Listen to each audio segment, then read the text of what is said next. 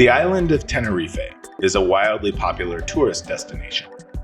As one of Spain's 8 Canary Islands, the beautiful oasis enjoys year-round spring-like weather, perfect for the countless vacationers who come to enjoy its beautiful beaches and luxury resorts. But underneath the shroud of this bright, sunny vacation mecca hides a tragically dark past, one that has haunted the island for more than 30 years. In 1977, Tenerife was the site of a horrific accident, the deadliest disaster in the history of commercial aviation.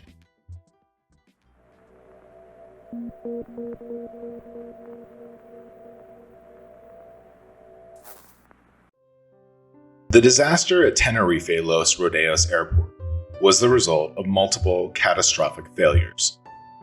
It was 1977. The Boeing 747, Queen of the Skies, had only been in use for 8 years, having been introduced in 1969. It was considered to be the most impressive and glamorous commercial airliner ever built, not to mention, among the safest. On March 27, 1977, Pan Am Flight 1736 and KLM Flight 4805 would be involved in an extraordinary accident. The Pan Am flight, with mostly Americans on board, originated in Los Angeles and had made a stopover in New York before continuing on to what was supposed to be Gran Canaria. The KLM flight was a charter that originated in Amsterdam, also destined for Gran Canaria. Just hours before both planes were scheduled to arrive, a terrorist group detonated a bomb at the Gran Canaria airport. The group, called the Canary Islands Independence Movement, claimed responsibility for the bomb that injured 8 people. The bombing caused widespread panic at the airport, and anonymous phone calls made shortly thereafter claimed that more bombs had been planted. The airport immediately closed, while police worked to secure the facility. This meant that several incoming flights, including the KLM and Pan Am 747s, would be diverted to Tenerife's Los Rodeos airport until it was safe to reopen the Gran Canaria airport. The search for the bombs took hours. Meanwhile, at the Tenerife airport, in order to avoid overwhelming the small terminal with people, Pan American Captain Grubbs decided to keep all 380 passengers and 13 crew members on the plane while they waited on the tarmac. Transcripts from the cockpit voice recorders would later reveal that Captain Grubbs and his crew handled the whole situation very calmly. Meanwhile, on the KLM Boeing 747, Captain Jacob Van Zanten allowed all of the passengers to disembark and wander around the terminal until it was time for them to depart. Transcripts from recordings aboard the KLM jet reveal that they were tense and on edge.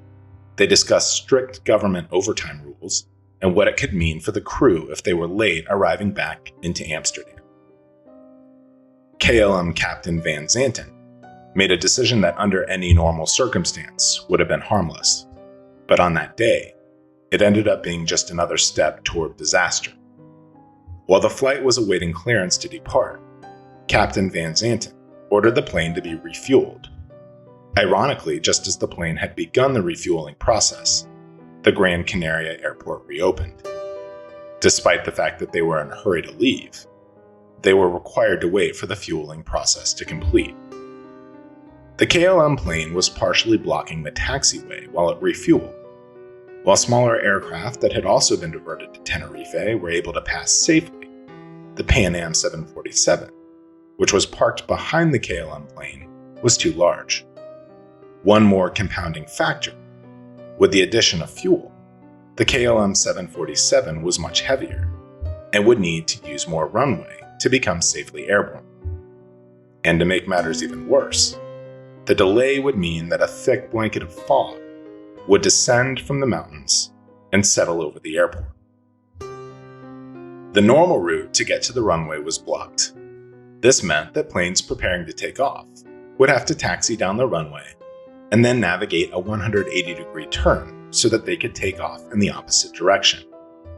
This is called a back taxi, and is a rare operational procedure at commercial airports. And because there was no precise tracking radar available, and vision from the control tower had been impeded by the fog, Captain Van Zanten and Captain Grubbs didn't know that they were both on the runway at the same time. The KLM 747 received instructions from the control tower to taxi down the runway, turn around, and then hold until permission was granted for takeoff.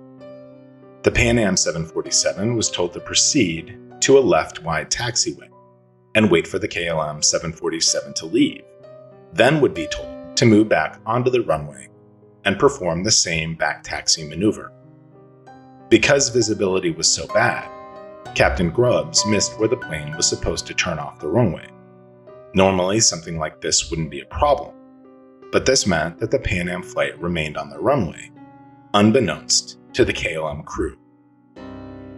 Captain Grubbs on the Pan Am flight was looking for the next turnoff, while Captain Van Zanten on the KLM flight was completing the 180-degree turn on the far end of the runway. First Officer Klaus Mers on the KLM flight received route clearance from the tower, but not clearance for takeoff. Everyone was tired, irritable, and eager to just leave. And for reasons that are still not fully understood, the flight crew aboard the KLM flight mistook the route clearance as permission to take off as they turned up the engines and initiated their takeoff roll. The Pan Am crew saw the lights of the KLM 747 emerge out of the fog. Captain Grubbs set the thrust levers to full power and tried to steer the plane off of the runway and into a field beside it, but he was too late. When Captain Van Zanten saw that he was about to collide with the Pan Am jet, all he could do was try and get the plane into the air faster by pulling back on the elevators. He gained altitude, but it wasn't enough. The underside of the KLM 747 slammed into the Pan Am 747's midsection, setting off a series of devastating explosions.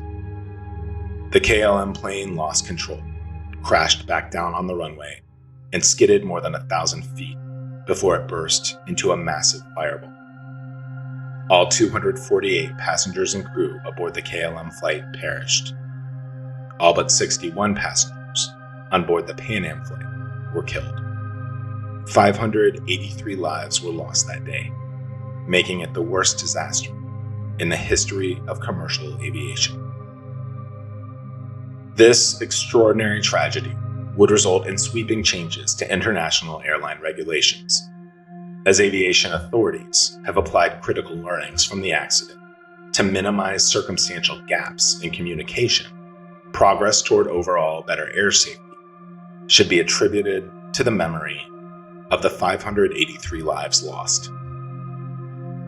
My name is Scott, and thank you so much for watching. We're a group of curious and passionate humans, creating documentary-style content for those who share our curiosity, ask questions, and seek to dig deeper in a world where almost everything isn't quite what it seems. We are Mystery Syndicate. Check us out on Facebook, Instagram, Twitter, Patreon, and visit our website at www.mysterysyndicate.com. And don't forget to like our videos and subscribe to our channel on YouTube. From all of us at Mystery Syndicate, thank you again. We sincerely appreciate your support.